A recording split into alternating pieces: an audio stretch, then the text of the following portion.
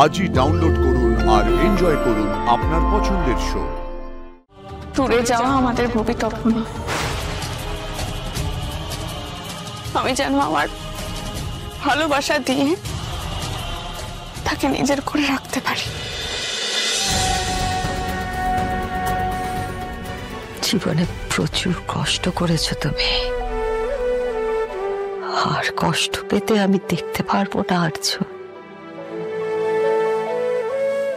কিছু একটা করতে হবে, কিছু একটা করতে হবে, আর সেটা আমাকেই করতে হবে।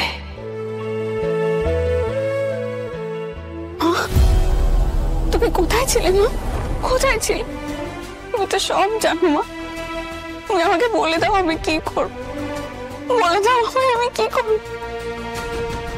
আমি আর পারছি না। এক একটা জন্ম এক একটা কষ্ট নিয়ে আসে রে মা, বড় কষ্ট নিয়ে আসে।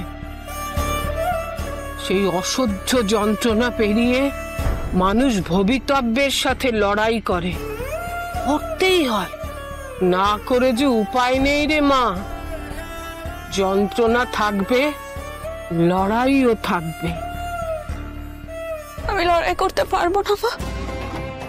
যে মানুষটাকে আমি আমার জীবন দিয়ে ভালোবেসেছি, সবটুকু দিয়ে ভালোবেসেছি, তাকে এই জীবনে আমি পাবো না।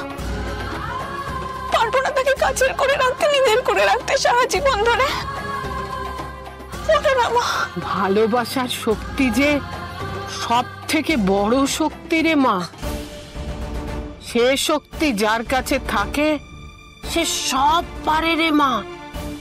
আমিও অমন শক্তির কাছে মাথা নোয়াই। এসব তুমি কি বলছো মা?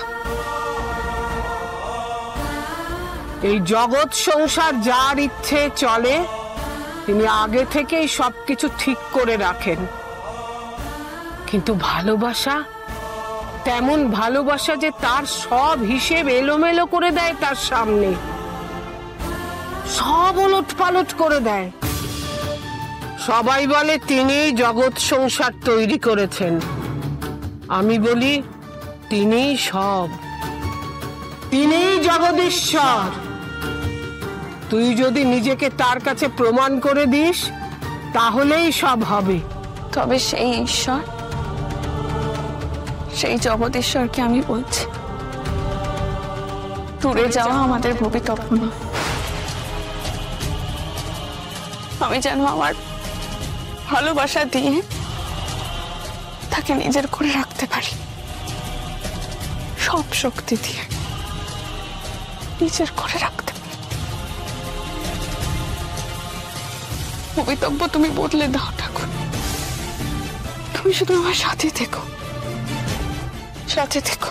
ভালোবাসার শক্তি যে হারে না রে মা। তুই সেই শক্তিতে বিশ্বাস রাখিস, জগদীশ্বরে বিশ্বাস রাখিস। জয় মা রুদ্র মাতঙ্গীর জয়, জয় মা রুদ্র মাতঙ্গীর জয়।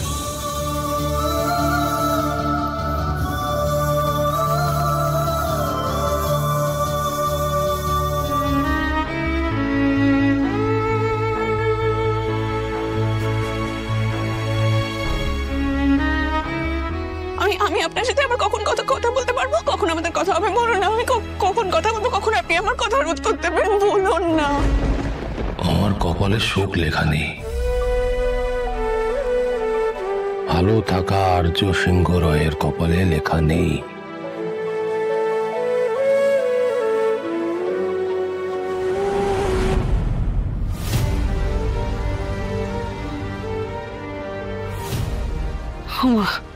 উপু এখনো ফিরল না, তো অনেক রাত হয়ে গেছে।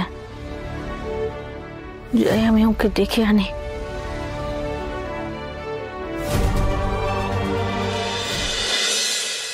কোথায় গেল মেয়েটা? হে ভগবান, এই রাত দুপুরে এমনি ওকে নিয়ে আমার ভয় করছে। কোথায় গেলি অপু? ভগবান, তুই কোথায় ছিলিস? রাত দুপুরে তুমি কি ভেবেছিলে আমি পালিয়ে গেছি? পালানোর মানুষ আমি নই মা। ওইভাবে আমি কোথাও যাব না, আমাকে নিয়ে ভয় পেও না। এরকম কথা আমি ভাবিনি। এছাড়াও আরো অনেক ভয়ের কারণ থাকে।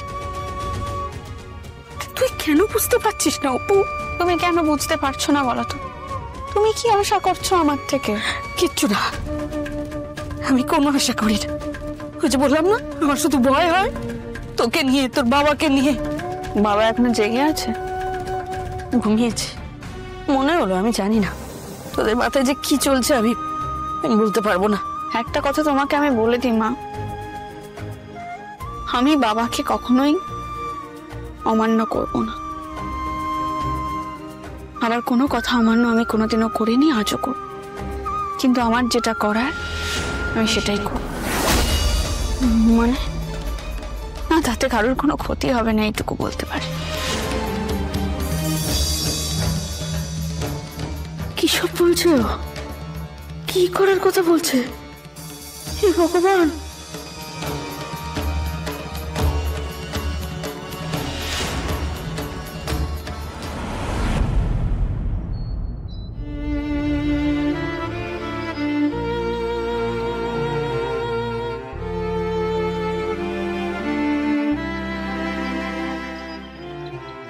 না না, এইভাবে চলতে পারে না। যেভাবে হোক আমাকে আমার স্বাভাবিক জীবনে ফিরতে হবে। আমি কষ্ট পেলে আমার গোটা পরিবারটা কষ্ট পায়। এত কাজ পড়ে আছে, কোনো কিছুতেই মন দিতে পারছি না। এভাবে ভেঙে পড়লে চলবে না। কিন্তু আমি নিজে যে সামলে উঠতেও পারছি না, কি করব আমি?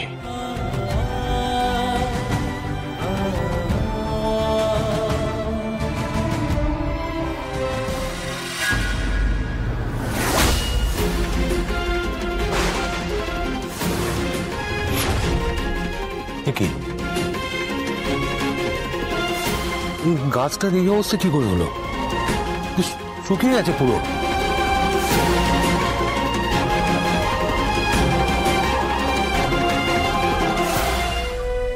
তোমার জুঁই ফুল গাছে ফুল এসেছে।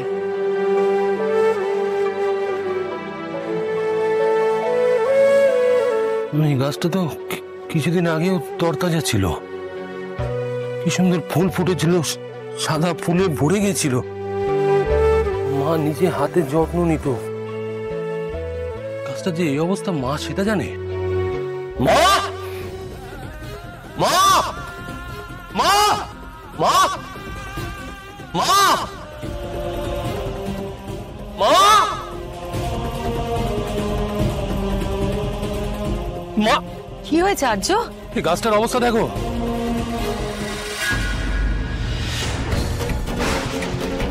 হে ভগবান, মা এত যত্ন করেছি আমি এই গাছটার, নিজে হাতে পরিচর্যা করেছি, তারপরেও এরকম এরকম। তার মানে সব শেষ।